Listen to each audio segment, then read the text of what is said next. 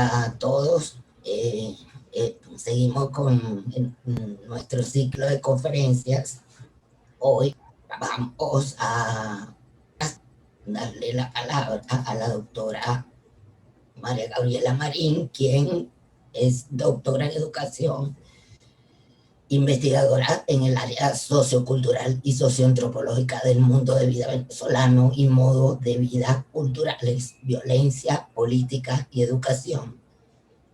Es especialista en investigación cualitativa, etnográfica y la metódica historia de vida y método biográfico.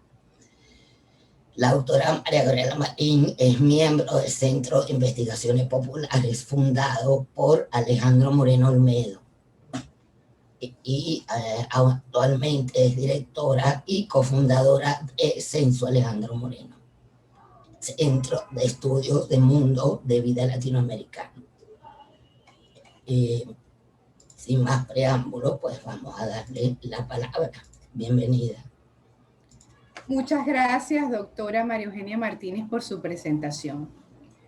Censo Alejandro Moreno es un centro de estudios interesado en la investigación de los mundos de vida latinoamericanos. El centro Censo Alejandro Moreno surge de la experiencia convivida, diálogo reflexivo y la investigación compartida con el doctor Alejandro Moreno Olmedo, fundador del Centro de Investigaciones Populares, dedicado al estudio del mundo de vida popular venezolano. Por lo tanto, este Centro de Estudios de Mundo de Vida latinoamericano es la continuación del pensamiento y legado de Alejandro Moreno, tanto como investigación científica social como opción ética, que va dando cuenta del encuentro y la comprensión social, cultural y antropológica de la realidad dinámica y situada latinoamericana. En este sentido, nuestra misión es impulsar, apoyar y promover espacios de investigación, discusión académica y trabajo cooperativo de interés y vigencia para Latinoamérica y todo el mundo de los estudios hispánicos e interculturales. Nuestra visión de trabajo asume el reconocimiento y compromiso con los contextos humanos, sus rostros y voces. El primer ciclo de conferencias, Narrativas y Totalitarismo, Valoración Crítica de la Literatura Venezolana, nos invita al ejercicio de la comprensión del totalitarismo y sus implicaciones en el contexto venezolano. Hoy en día, las narrativas develan los significados que transitan las prácticas humanas, sociales, culturales, políticas y estética de los pueblos, como ha afirmado Cathy Brown al referirse a la fuerza del lenguaje y el poder de las palabras, que nos incita a hacernos preguntas fundamentales como pensar si el lenguaje constituye realidades o si la narrativa del totalitarismo interviene sobre las prácticas culturales de los grupos humanos. En este ciclo constituye además una experiencia de acercamiento, de inquietudes y preguntas que son siempre van siendo oportunidades para ahondar a través de la narrativa literaria las tramas totalitarias que el régimen chavista ha impuesto en la realidad vital y la cotidianidad de la sociedad venezolana. Gracias a todos los conferencistas por su trabajo arduo y sistemático por Venezuela y a todos los que con gran esfuerzo han hecho posible este primer ciclo de conferencia. Muchas gracias. Ahora vamos a continuar con el profesor Argenis Monroe.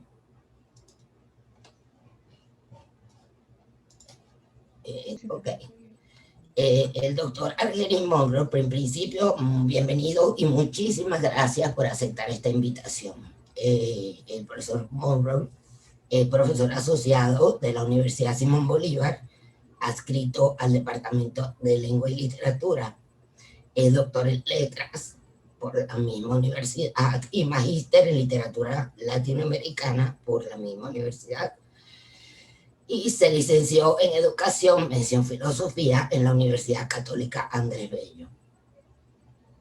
Entre sus publicaciones más recientes tenemos la novela policial en Venezuela, Aproximaciones a un canon criminal, Sálvese quien pueda, Violencia social y política en la nueva literatura venezolana, Transfusiones de sangre, el monstruo contemporáneo en Un vampiro en Maracaibo, de Norberto José Olivares, Al desborde de la modernidad, pobreza y violencia en la nueva narrativa venezolana, La política del delito en el relato policial de Marcos Tarre Briceño, la novela roja en la Venezuela bolivariana, Transformaciones del campo cultural a través de la violencia política, social y urbana, La vida derrotada, parricidio y desarraigo de la violencia urbana, dos novelas venezolanas, Isabel y Guararé, Ajuste de cuentas, panorama de la novela negra venezolana contemporánea, El delincuente en la literatura testimonial venezolana, El discurso y letrado de los delincuentes venezolanos de los años 70, entre otras. Insisto y le agradezco nuevamente a profesor Argenis Morro que nos acompañe esta tarde. Profesor, cuando quiera. Bueno, buenas tardes para todos los participantes. Agradecido también por esta invitación que en un principio me hizo el profesor Jesús, amigo de siempre, y agradezco pues las palabras de la profesora María Eugenia, a todos los que están acá, y algunos conocidos y otros pues por conocer todavía. Bueno, antes de iniciar mi ponencia o mi presentación, porque también tengo esta presentación como para hacerlo más dinámico desde el punto de vista virtual, porque bueno, de alguna manera ayuda, ¿no? Bueno, quisiera aclarar que todavía pues no he recibido el doctorado de la Simón Bolívar porque está todavía, aunque mi tesis doctoral ya fue terminada, concluida hace unos meses, o un par de meses, para no. Todavía, pues, por razones administrativas, estamos resolviendo la defensa. Entonces, lo que les voy a presentar es una parte, un complemento, y de ese trabajo que me llevó varios años hacer, pero bueno, quiero aclararles eso, que todavía soy doctorando en letras, en honor a también, pues, ¿no? Bueno, ya que como hice esta presentación en PDF, ya. Creo que sube acá. Un momento. No, ya está listo. Ok, me fui a la primera. Bueno, en la tesis doctoral el título es más amplio. Yo por muchos años he trabajado en realidad el género negro venezolano. De ahí nació esta investigación, asumiendo una categoría de novela roja. Le he denominado así la novela roja en el ciclo del chavismo, pero bueno, quiero hacer también este preliminar que lo que estamos hablando es de novelas policiales, ¿no? En principio. Yo fundamentalmente el interés de la investigación que inicié hace varios años era por sistematizar el género negro, porque me llamaba la atención que en los congresos al que asistía parecía que Venezuela no contaba con novelas negras, ni relatos negros, ni nada parecido. Parecía eso a pesar de que tenemos escritores que desde los 80 están publicando por lo menos, y que están vivos de paso, no estamos hablando de gente que haya desaparecido, ¿no? Entonces, bueno, me llamaba la atención porque, bueno, de alguna manera mi interés inicial ha sido la delincuencia y su representación en la narrativa venezolana. Tiene que ver con la violencia urbana y bueno, cómo evidentemente el malandraje o los malandros también adquirían una representación en la narrativa, no solamente desde otros artefactos culturales u otros objetos, sino también desde esta narrativa, ¿no? Entonces, bueno, digamos que mi interés siempre ha sido el género negro venezolano. Por lo tanto, una de las propuestas de la investigación era hacer un mapeo de ese género en Venezuela. Creo que ya finalmente puedo decir que ya está construido, y una vez que pues, lo pueda dar a conocer bien y ampliamente, lo daremos. El otro aspecto que me interesa mucho es pensar la cultura desde la violencia, es decir, cómo la violencia ha sido como un ideologema que ha caracterizado, sobre todo en las últimas décadas, nuestra identidad venezolana, es decir, hasta qué punto la violencia es un rasgo identitario, bueno, y pensarlo desde la cultura, ¿no? Eso ha sido como una pregunta y unos planteamientos de esta investigación también. El otro, digamos, la otra gran motivación o el otro gran planteamiento es esta tensión entre realidad y ficción, hasta qué punto la realidad supera la ficción y hasta qué punto podemos hablar de representación o de reflejo de esa realidad. Quizás con Raymond Williams podríamos pensarlo más como una mediación de algo que, de una necesidad pues del campo cultural venezolano. Entonces, bueno, hay más o menos son esas tres líneas que me han motivado a pensar y a investigar y a estudiar un corpus de novelas que ya lo voy a presentar. Bueno, tomo como referencia, a pesar de que hay varias referencias otras, tomo esta de Federico Campbell, que sugería que a la novela negra en México debería llamársele novela roja, por la asociación que tenía el color rojo con la nota roja o policíaca en el país.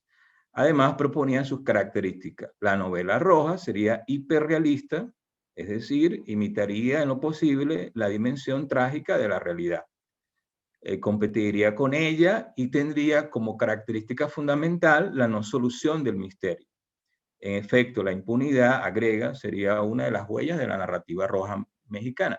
Me parece que es una de las tantas investigaciones que hice, porque a pesar de que estoy hablando de novela roja venezolana, el concepto y la definición han estado incluso en la literatura española. Por ejemplo, se habla de un periodo franquista donde se produjeron novelas rojas también con tinte político, es decir, unos relatos breves incluso que, bueno, hacían resistencia o se constituían en una forma de protesta y de manifestación en contra de la política y del poder hegemónico.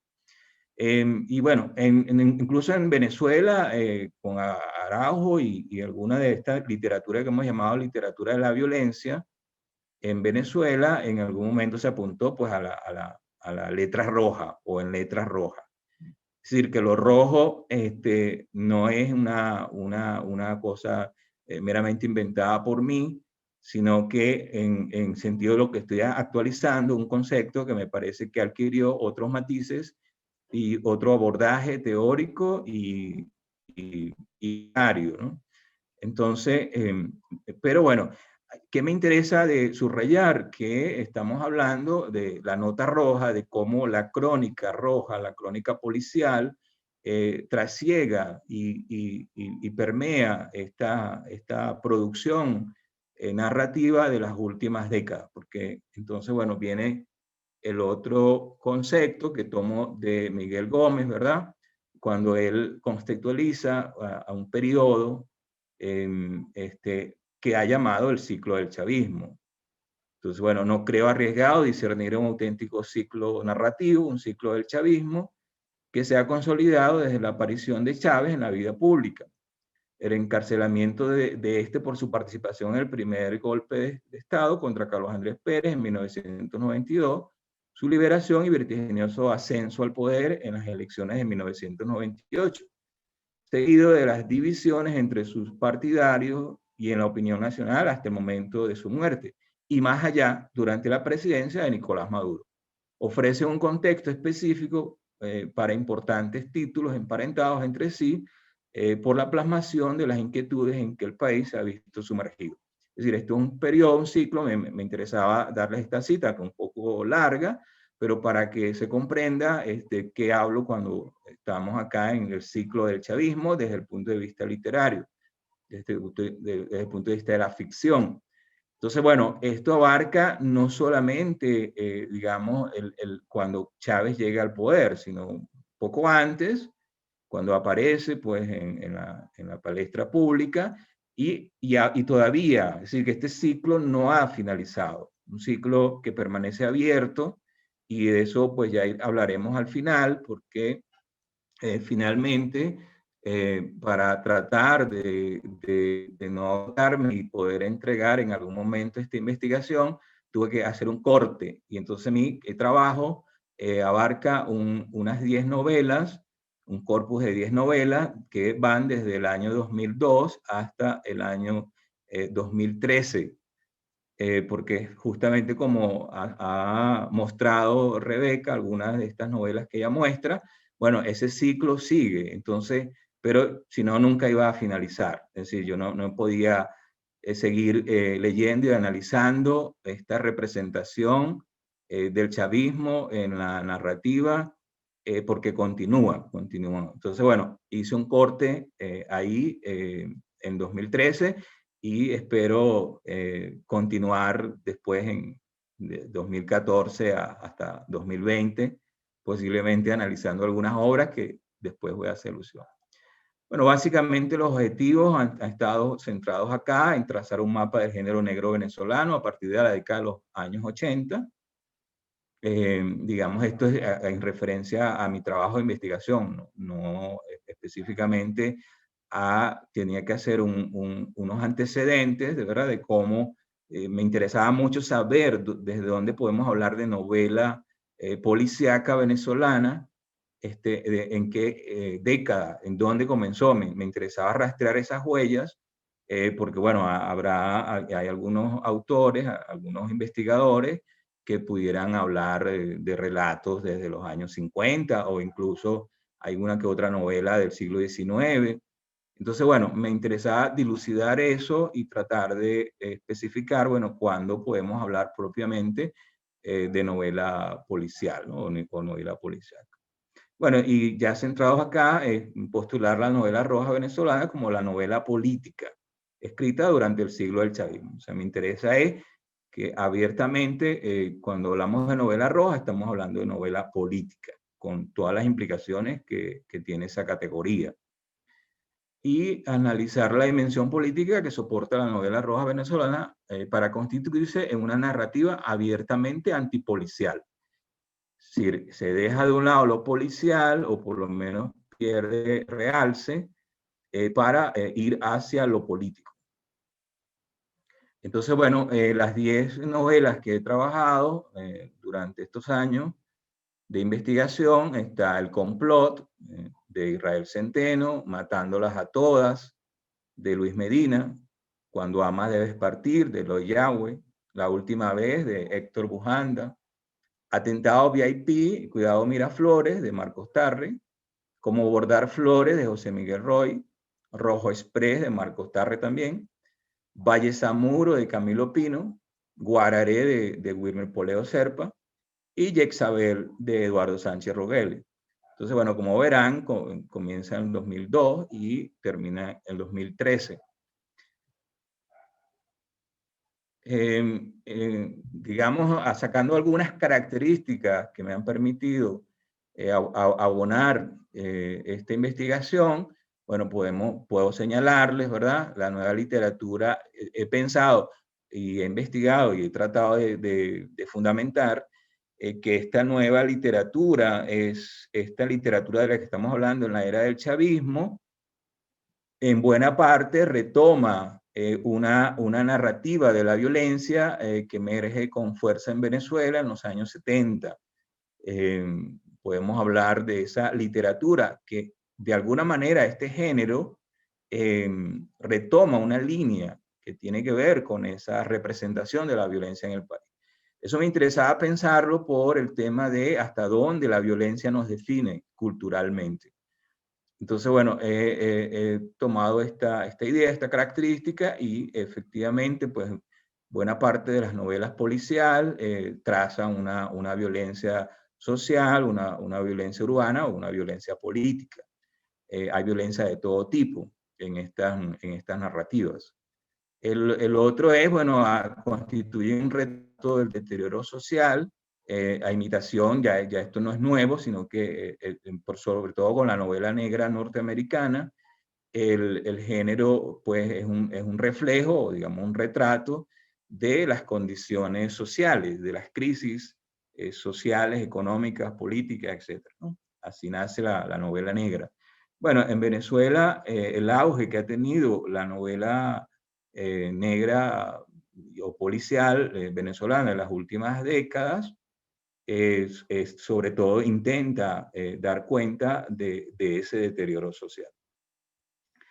Aquí una característica también que revela es el compromiso político del escritor, y sobre eso voy a ahondar porque es lo que me quiero centrar en estos avances y en compartir este conversatorio con ustedes, de cómo esta novela retoma este compromiso del escritor y que utiliza la novela, la ficción o las letras para hacer manifestación de su sentir o de su ideología, etcétera, ¿no?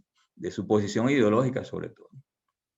Bueno, la novela negra sigue siendo un producto de consumo masivo, popular, y en esto es bien importante los aportes que al respecto se han hecho, no solo en toda Latinoamérica, sino Amar Sánchez, por ejemplo, tiene un trabajo muy interesante de cómo, a pesar de que esta ha sido una literatura marginada o también hasta despreciada y puesta como en entredicho o digamos se ha considerado una literatura menor, quizás no en términos de Deleuze, pero sí ha sido, pues ha cargado por muchas décadas con ese mote, esa etiqueta de subliteratura.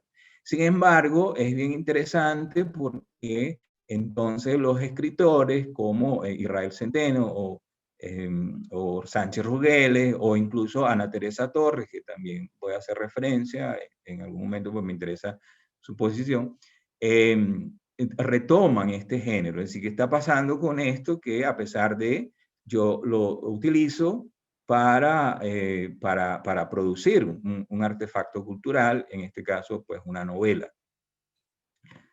Y por eso hablo también de una vampirización de la crónica roja, es decir, cómo estas ficciones se apoderan, se apropian digamos, la crónica periodística, de otros, incluso del ensayo o de otros medios, o incluso fílmicos, para construir estos relatos, ¿no?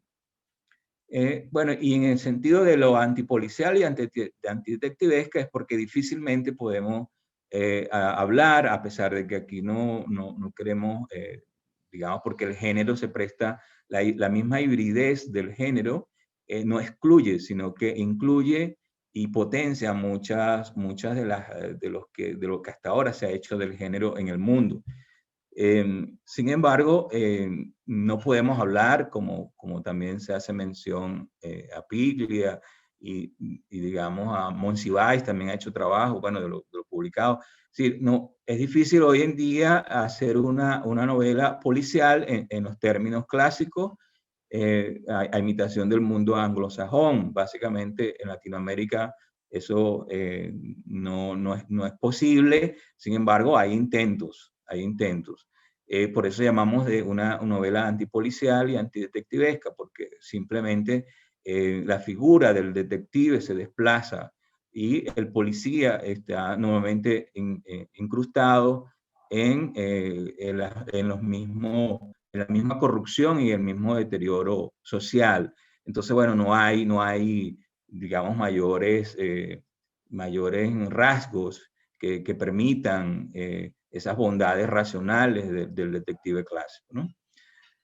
Entonces, bueno, ¿qué va quedando específicamente también en lo venezolano? Bueno, hay una experimentación estética, sobre todo a finales, digamos, en los finales de los 90, 80, hay una búsqueda de experimentar con este género.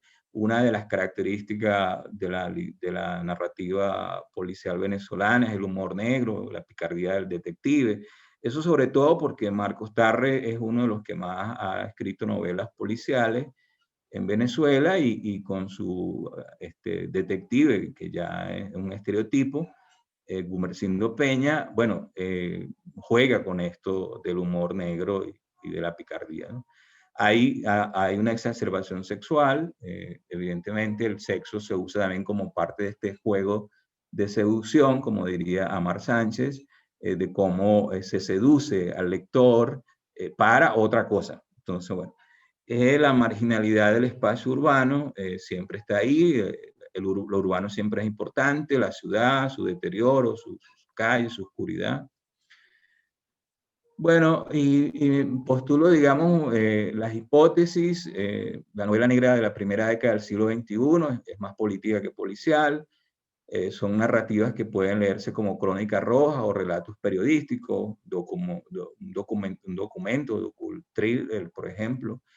En la actualidad, el escritor venezolano utiliza el género negro para manifestar masivamente su compromiso ideológico con la realidad sociopolítica en la era del chavismo. Y algunas novelas policiales del ciclo del chavismo pueden denominarse más rojas que negras o policiales, ¿no? O sea, la novela roja venezolana, entonces, subrayo cuáles son sus características. Bueno, está centrada en la revolución bolivariana, de ahí también incluso está pensado el rojo como parte de este ciclo, y lo que me interesa a mí, y por eso parte de la selección del corpus, es que son novelas que de alguna manera muestran sujetos chavistas o muestran una voz chavista o, como veíamos anteriormente también, lo nombraba Rebeca, era, bueno, la voz del comandante. A mí me ha interesado rastrear cómo el presidente Chávez es puesto en estas letras, en estas ficciones. Entonces, bueno, ahora porque de todas esas 10, pues he elegido como 3 para mencionarles rápidamente cómo es esa voz, porque es lo que yo he ido rastreando, es decir, cómo está representada esta voz, esta diatriba que se ha generado en el país a partir del año 2000, cómo está representado. Entonces, bueno, básicamente hay temas, por ejemplo, el magnicidio va a ser un recurso fundamental, la violencia política, el discurso identitario, porque aparecen nuevos sujetos. Estos sujetos de conocimiento, como diría Foucault, están también pues en la turba, está el apátrida, está el escuálido. Todo eso van creando sujetos colectivos o sujetos, digamos, de forma individual, pero es una nueva construcción también identitaria. Muchas de esas novelas constituyen ajustes de cuentas, venganzas, persecuciones, ¿no? Postula el Estado como criminal, ¿no? Son heterotópicas porque la multiplicidad de tópicos, de temas, de abordajes van a estar presentes. Son muy pasionarias, la pasión por encima de la razón, lo subrayo ahí. Antidialéctica yo lo he explicado, y esto de pseudocriminal me interesa porque es una categoría también acuñada para las novelas que se consideran postmodernas, y ya hoy en día, si no es digamos, los registros estrictos del policial, bueno, ¿qué va quedando? Entonces va quedando una novela pseudocriminal, una novela que utiliza los registros detectivescos para otra cosa. Es decir, hay algo que pasa a ser, digamos, secundario, y lo que se interesa es postular otra cosa. Esa otra cosa, para mí, es lo político, en este caso, de este corpus, ¿no? Entonces, bueno, cómo lo político subsume el crimen. Mis temas, los que he rastreado en esta novela roja, El ciclo del chavismo, hay puedo dividirlas digamos, en 3 bloques. Cuando Amas debes partir la última vez y Valle Zamuro están centradas, o por lo menos utilizan la temática del Caracazo como parte de su construcción. Utilizan el Caracazo como un artificio, ¿no? Como un recurso para postular o para construir, articular esta confrontación y hacer una posición ideológica ante lo que está pasando en el país. El otro tema es el magnicidio, que está representado, o de alguna manera el complot, atentado VIP, cuidado Miraflores, Rojo Express, como abordar Flores. Se puede rastrear estos intentos no solo de matar al presidente, sino también a figuras importantes, como va a ocurrir como abordar Flores. El lado de la ciudad, pues criminal, está muy presente en matándolas a todas, en Guararé, en Yexabel, además de lo que ya he mencionado, ¿no? Entonces, bueno, el Caracazo se mira como el acontecimiento como escritura política, la memoria colectiva como detección policial, hacer hablar a los muertos, la violencia articulada a la revolución bolivariana. El magnicidio revela una posición ideológica del escritor, un cuestionamiento de la ley, la verdad y la justicia, de construcción del proceso revolucionario chavista, el Estado delincuente, en la ciudad criminal, pues la urbe terrorífica, la eyección ciudadana, la oposición ideológica, lo popular urbano, las fábulas del deterioro, la politización del crimen. Eso sería como para mostrarle, ¿no? Entonces, bueno, a continuación no voy a detenerme en el cuadro anecdótico de cada novela. Creo que algunas son bastante conocidas. Me interesa más bien tomar las marcas de lectura que yo he subrayado para tratar de intentar ver esto que he podido investigar y trabajar en estos tiempos, ¿no? En el intento de magnicidio contra el presidente comandante, así se nombra en la novela. Entonces, bueno, hay todo lo demás, dice, el romance y los diálogos entre Lourdes y Sergio despliegan la trama que se teje en torno al complot diseñado desde el alto gobierno socialista. Ante la pregunta de Lourdes de por qué quería matar al presidente, Sergio responde, era la línea inicial del partido, crear condiciones revolucionarias. Él se ha desviado del camino y toma como revolución lo que se traduce en poder personal. Había que hacer algo, detenerlo y mover a una insurrección.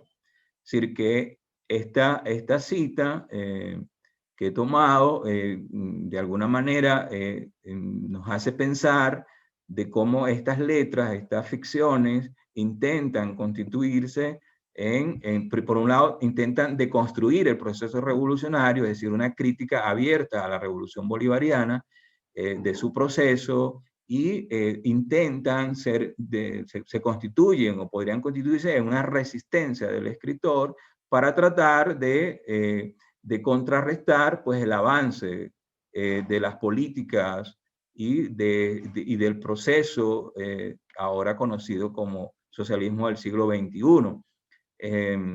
Israel Centeno afirmó que a raíz de esta novela tuvo que salir del país. Recordemos que esta es una novela del 2002, digamos, todavía no se hablaba mucho de todos estos intentos de magnicidio. Sin embargo, él se adelanta y hace toda una exploración ficcional de lo que estaba ocurriendo, lo que ya se oía. Entonces, bueno, ya políticamente el mismo escritor sufre los embates de este poder hegemónico.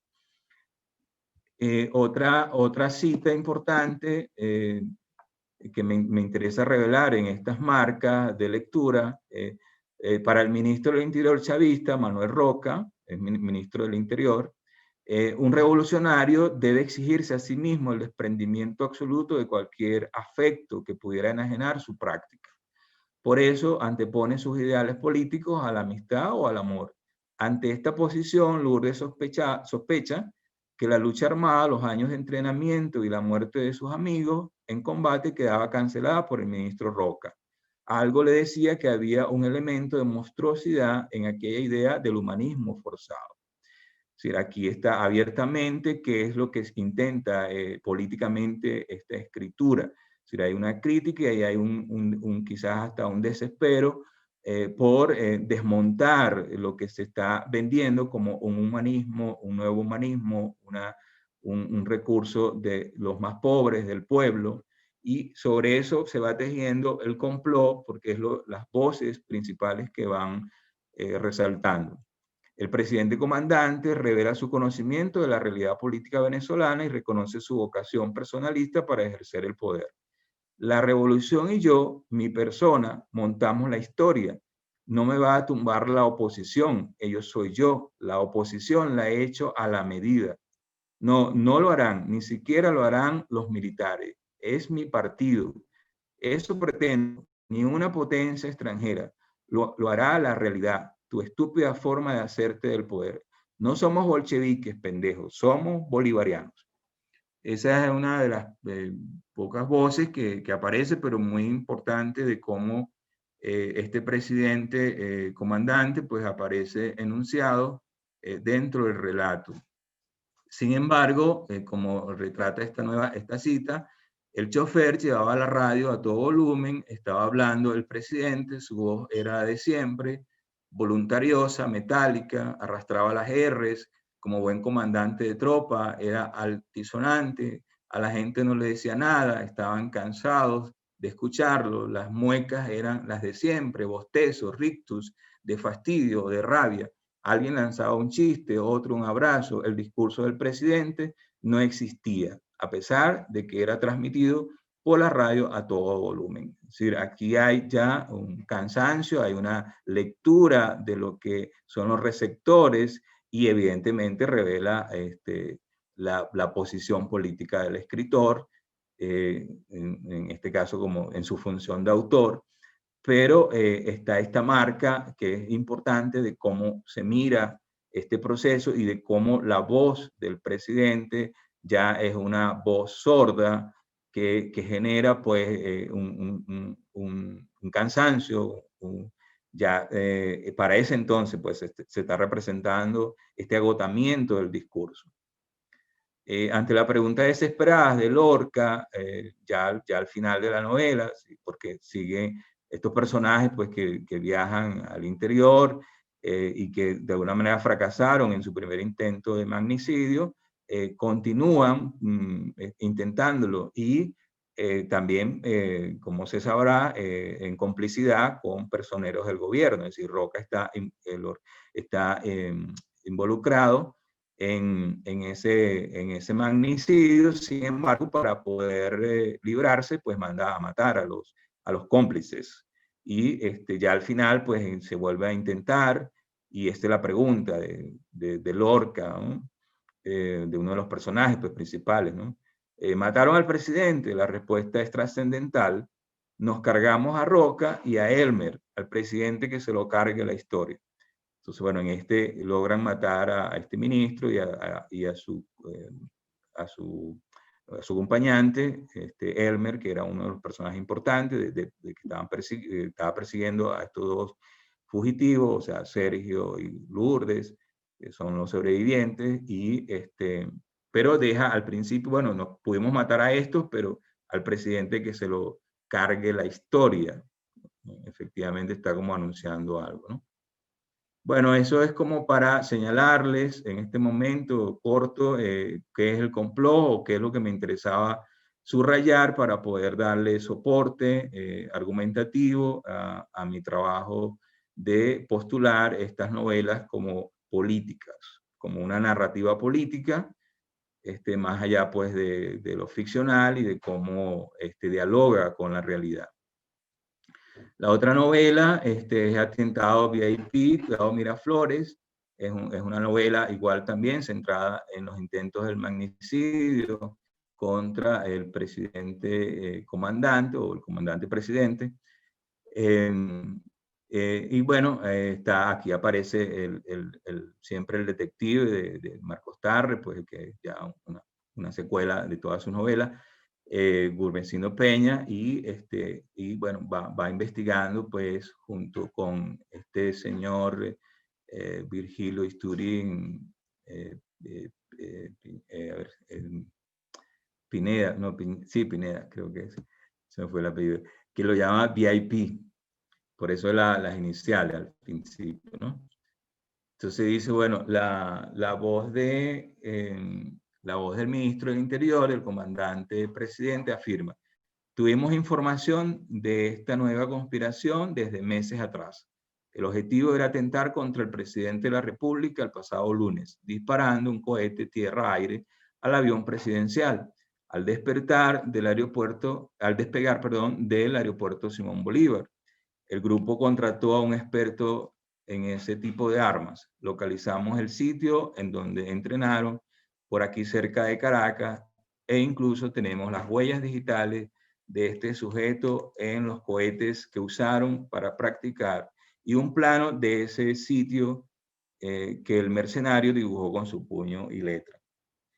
Efectivamente, Gumersindo Peña pues cae en esta trampa, al final es una trampa, y lo que revela la novela es que, bueno, ha sido una conspiración, como lo dice esta cita. Hay grupos en el gobierno a los que interesa o conviene la amenaza de un atentado al presidente, bien sea por razones políticas, como para consolidar posiciones o ganarse favores. Igualmente, en la oposición todavía hay gente que sueña con eliminar al presidente. De alguna manera, ambos grupos engranaron. Es decir, en torno a la querencia, el deseo de matar al presidente, se alían tanto la oposición como los propios partidarios del gobierno, los propios chavistas, que ven que el presidente se ha desviado de su proyecto de socialismo, de humanismo, de lo que ya reconocemos en otros documentos o a través de sus discursos. Estas novelas intentan hacer que, dado la traición al proyecto revolucionario y a los ideales pues, de Lenin, de Marx, como lo va a tomar el complot, lo va a decir también, bueno, había que enmendar los entuertos de lo que se le había convertido en esta especie de monstruo que devino el presidente, y por eso había que matarlo, ¿no? En la novela Como bordar flores, es un intento de magnicidio contra una jueza importante de la República, Isbelis Gutiérrez, que está investigando la matanza, la masacre de la Plaza Altamira. Esta es una novela ya pues de 2009, y se entreteje ahí, ya no solamente, o sea, no es, perdón, sobre intentar matar al presidente, sino, bueno, es una figura importante, aliada del gobierno, pero que su investigación no convenía al proceso revolucionario y la mandan a matar. Y efectivamente la matan, pues, en un centro comercial, ¿no? La novela es muy paródica, entonces, bueno, el centro comercial, El Reposo, hace alegoría o hace alusión al centro comercial El Recreo. La Plaza de Altamira no se llama Altamira, sino Altavista, y bueno, aparece el ministro Nicolás Díaz, en ese entonces ministro de Chávez, del comandante, porque aquí tampoco lo van a decir Chávez, sino comandante, en esas marcas lo van a hacer. Entonces, bueno, en la novela Como bordar flores, el general Cifrido Borges, antes de que el policía Orlando Dávila le disparara, confiesa las razones que llevaron a asesinar a la juez Isbelis Gutiérrez. Ella nos amenazó con delatarnos. Eso iba contra la revolución. Haría un gran daño a la revolución. Claro, qué carajo. Le interrumpe Orlando alisándose el bigote. El reloj de oro brillante en la muñeca. El reloj de oro brillante en la muñeca. Es una de cómo se visten los revolucionarios, ¿no? ¿Qué revolución del coño? El problema era la plata. Una cita. Más abajo dice, no, exclamó, no es necesario, el general tiene la razón. La revolución exigía una limpieza del enemigo. Quienes no están con la revolución no tienen derecho a nada. Lo ha dicho el presidente infinitas veces. ¿Verdad, general? Si el presidente ha insistido, sí, el presidente ha insistido, todo es válido dentro de la revolución, toda acción se justifica en su nombre. Y otra cita de cómo bordar flores, pareciera que el país no tiene solución. Está condenado a repetir una y otra vez los mismos errores como siempre. Como siempre ha sido y será. El pueblo se hace ilusiones de cambio y al final todo sigue igual.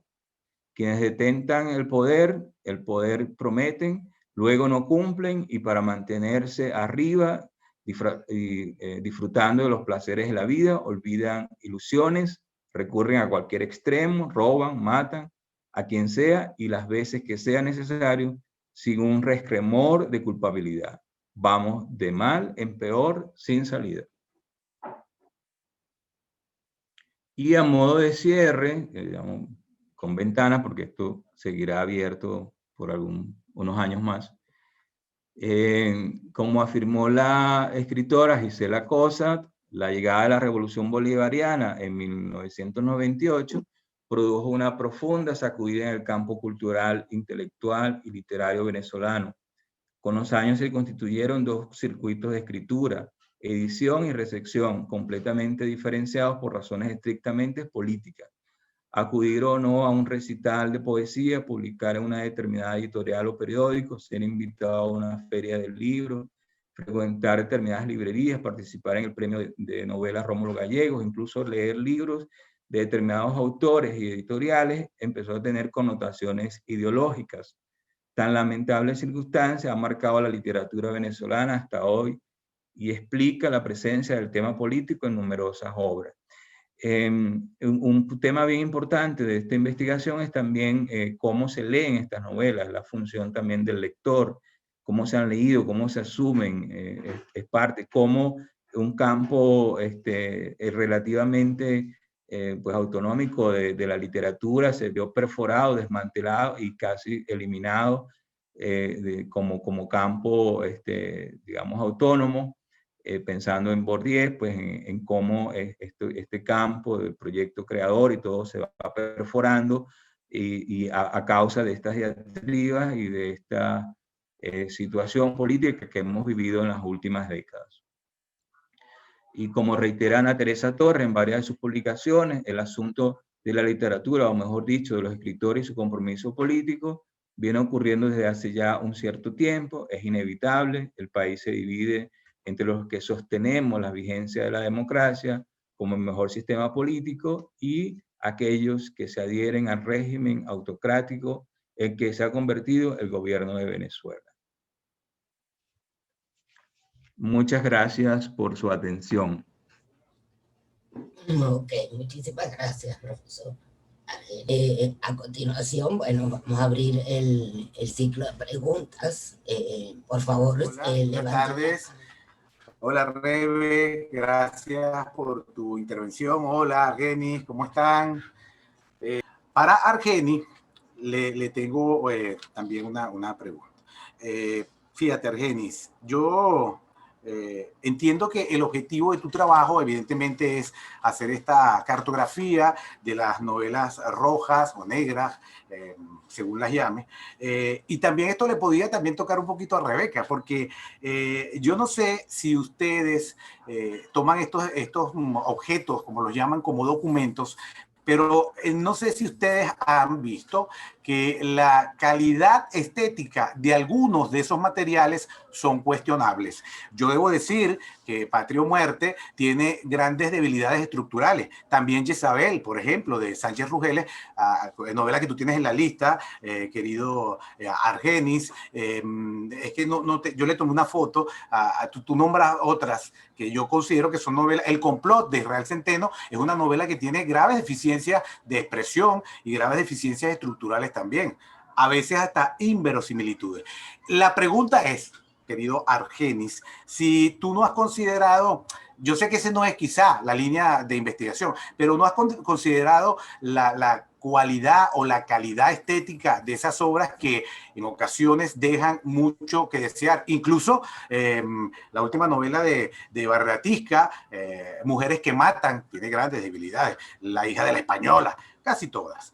Te pregunto eso. Y ya me acordé de otra. Y también a ti, Argenis, no hay, pregunto, en el campo del chavismo novelas policiales, seguramente rojas no, ellos las llamarán azules, pero no hay, o porque digo esto porque también observo una proclividad en el campo de la investigación literaria actual, sobre todo en narrativa, que algunos colegas, no digo que seas tú, algunos colegas no intentan mirar qué está ocurriendo del otro lado respecto de los materiales narrativos que también han sido muy abrumantes en estos últimos 20 años, en esto que yo llamo la era de Chávez y mi querido Miguel llama el ciclo del chavismo. Eso era todo, perdonen lo largo de la intervención.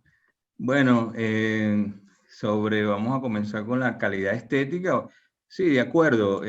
Algunas novelas adolecen de graves errores de construcción, y no solamente digo desde el punto de vista estético, como lo conocemos o como nos interesa recibir estas obras.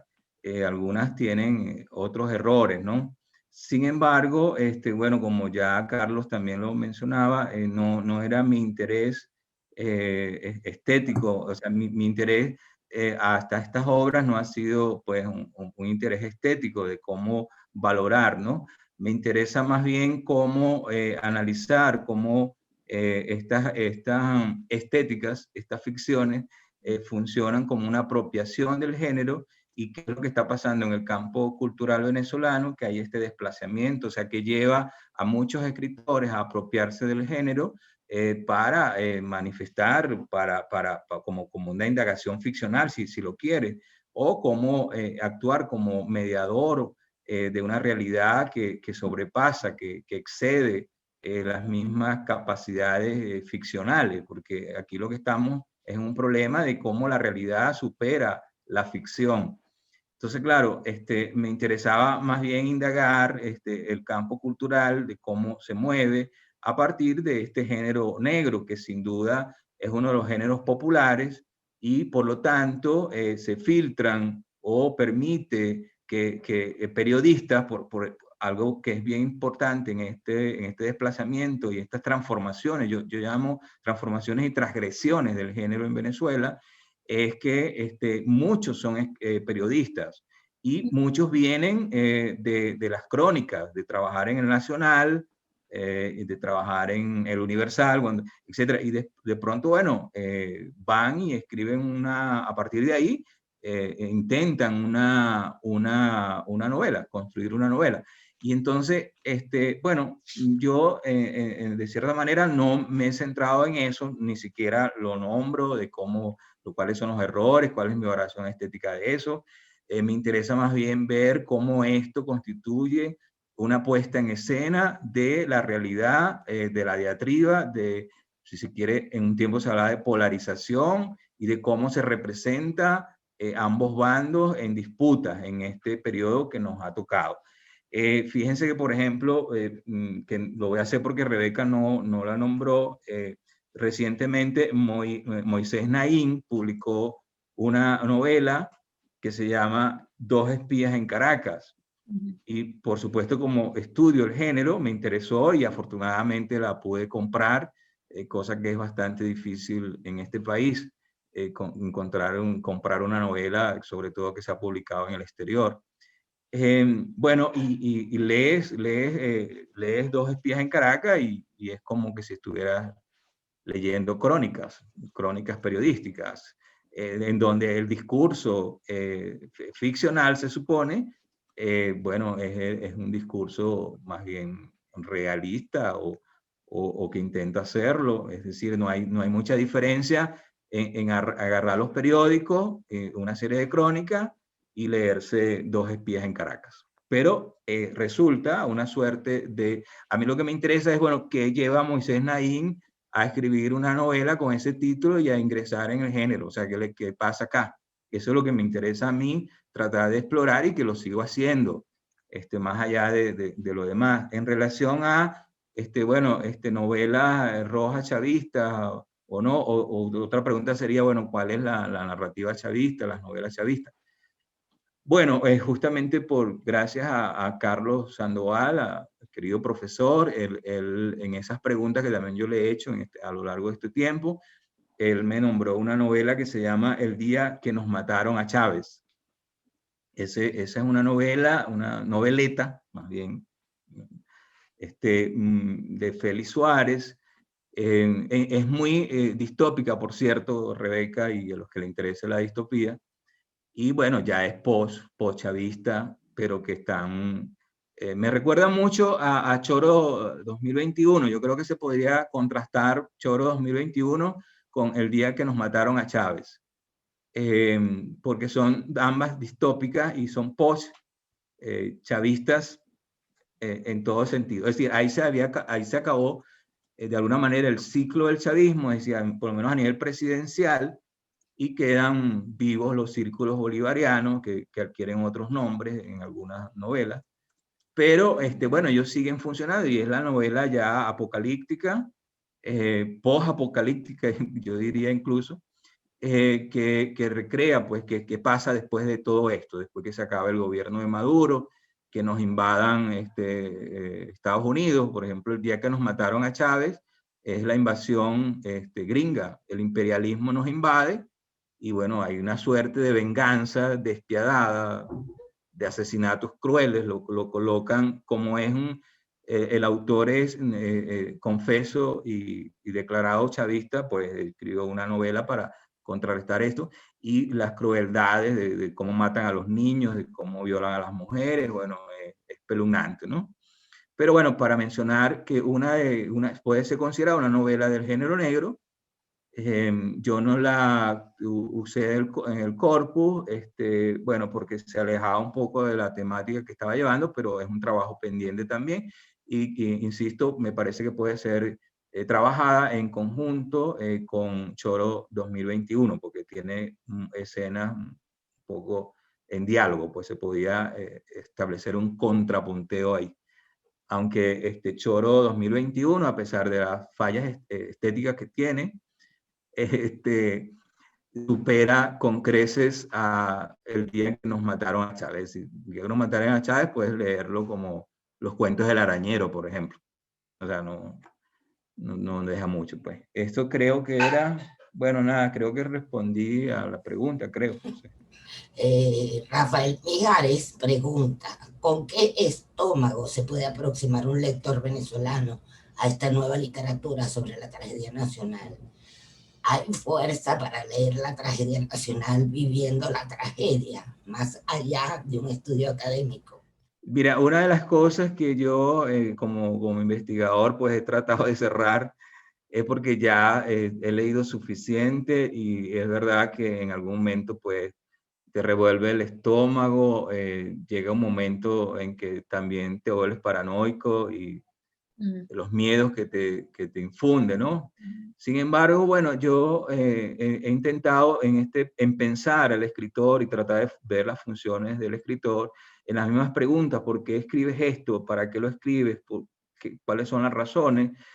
Y con Eloy Yagüe, yo he hablado con varios escritores, incluso con Miguel Roy, hablé antes de unos meses antes de que muriera, estuvimos trabajando, hemos trabajado en varios proyectos juntos también, incluso con Raquel, que está acá también, Raquel, con Marco, hemos hecho Caracas Negra, hemos hecho algunos proyectos de escritura, ¿no? Y a mí acercándome a ellos, he encontrado, recordando unas palabras de Eloy Yagüe, que él decía que, bueno, que la escritura también es una suerte de catarsis también. Entonces, muchas veces se escribe para tratar de, bueno, de exorcizar esos fantasmas, que si no quizás es una manera también de poder expresar lo que uno siente y vive. Y en el caso del lector, bueno, yo como lector sí he buscado claves, yo lo leo como investigación, no para disfrutar de esa literatura, aunque por supuesto me gusta el género, me parece que es muy interesante y que hay muchas obras importantes y leo por razones sociales, razones filosóficas, leo esta literatura. Pero bueno, realmente para nosotros puede ser como trillado. Sin embargo, más allá de eso, lo importante es pensar el campo. O sea, ¿por qué estas novelas tienen tanto tiraje, tienen tantas ediciones? ¿Por qué les interesa tanto? Porque algo está pasando en el campo, en la recepción o en la publicación, porque no de gratis, por ejemplo, Carlos mencionó pues La hija de la española. Pero justamente en la última ponencia estábamos hablando, hablaba Katie Brown, pues de La hija de la española. ¿Y qué pasa ahí? Es decir, vamos de un lado, como dice Carlos, de repente tiene fallas estéticas, pero ¿qué está pasando? Que es considerada una gran novela, una novela importantísima, representativa de los últimos tiempos, Patria o Muerte igual, merecedora de premios. Entonces, bueno, más allá, nosotros como investigadores, bueno, nos toca pensar, bueno, ¿qué es lo que está pasando acá? ¿Por qué hay este movimiento? ¿Por qué hay esta recesión? ¿Por qué hay este interés? Y algo, sin duda, por cierto, también esta es una literatura que vende. Entonces, no es, porque vamos a recordar un poco a Denay, la diatriba con Rodrigo Blanco, etcétera, toda esta disputa a propósito de Pim Pam Pum, que por cierto, siempre recuerdo a Pim Pam Pum de Alejandro Rebolledo, porque es una de las novelas que me acercó a este género, y creo que me lanzaron ahí para poder investigar y me quedé metido en Pim Pam Pum. Pero a raíz de eso hubo una interesante discusión sobre, bueno, qué es una novela, qué es la estética, etcétera. Bueno, más allá de eso, muchos críticos, lectores decían que, bueno, ojalá Rodrigo quisiera vender pues las copias que vendió Alejandro Rebolledo, ¿no? Con Pim Pam Pum. Pero bueno, más allá de esas anécdotas, de esas disputas, es interesante pensar por qué esta novela vende, porque tiene lectores. Si no se hicieran, o porque una parte que era lo que iba a decir es que muchos escritores se han desplazado al género negro para vender. Y eso es parte del campo. O sea, yo utilizo esta literatura también para poder ingresar, por un lado, al campo literario y por otro lado, también para hacer dinero. O sea, eso no puede desconocerse, ¿no?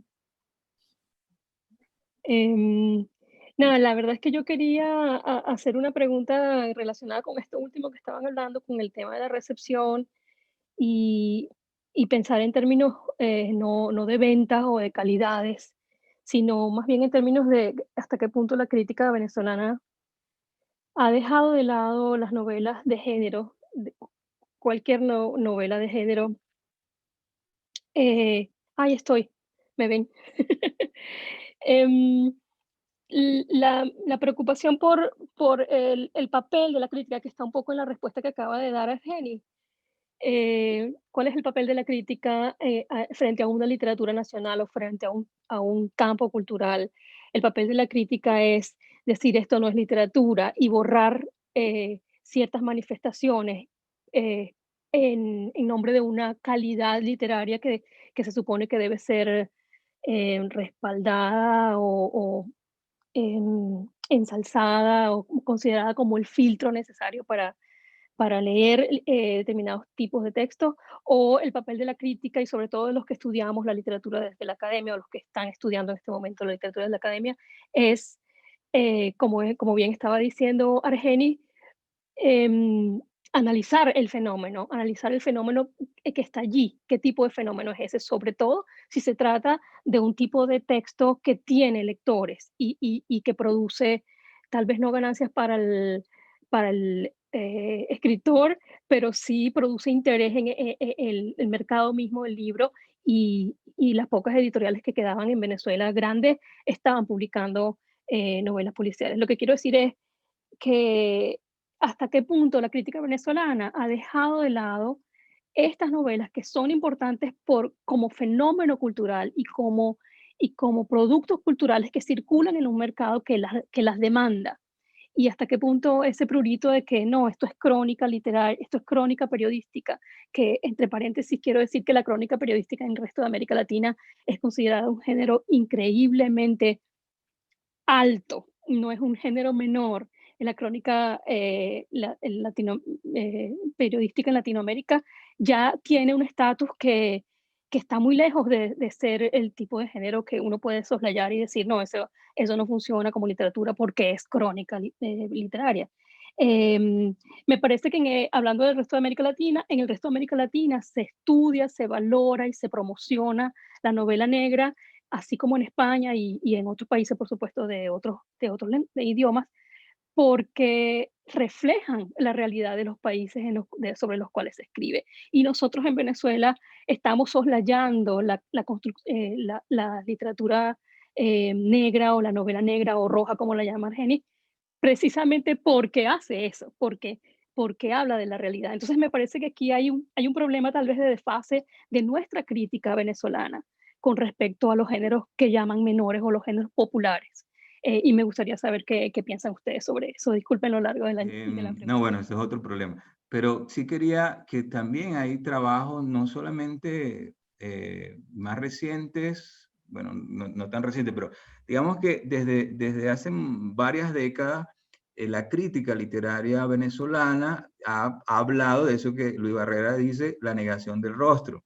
Sí, hay un problema también en nuestro campo cultural, no solo del chavismo, no solo en el ciclo del chavismo, sino antes hay una negación de nuestra literatura, de nuestra producción, y posiblemente lo estamos arrastrando, pero me gustaría enfatizar como pregunta, bueno, ¿qué queda de esa crítica? Porque un campo tan desmantelado como el nuestro, en todo sentido, campo cultural, un campo literario tan desmantelado, tan diaspórico, tan, bueno, todo lo que ya sabemos, ¿qué queda? ¿Qué queda en pie? Es decir, ¿quién hace crítica en Venezuela y cómo la hace? O incluso, digo, de afuera también, no estoy diciendo que los que estén acá adentro, pero ¿cómo es eso? O sea, me gustaría más bien ponerlo en pregunta, porque desde Beatriz Arlo tiene unos trabajos sobre la crítica venezolana, ya lo hacía, ya decía qué estaba pasando con nuestra crítica venezolana de la literatura.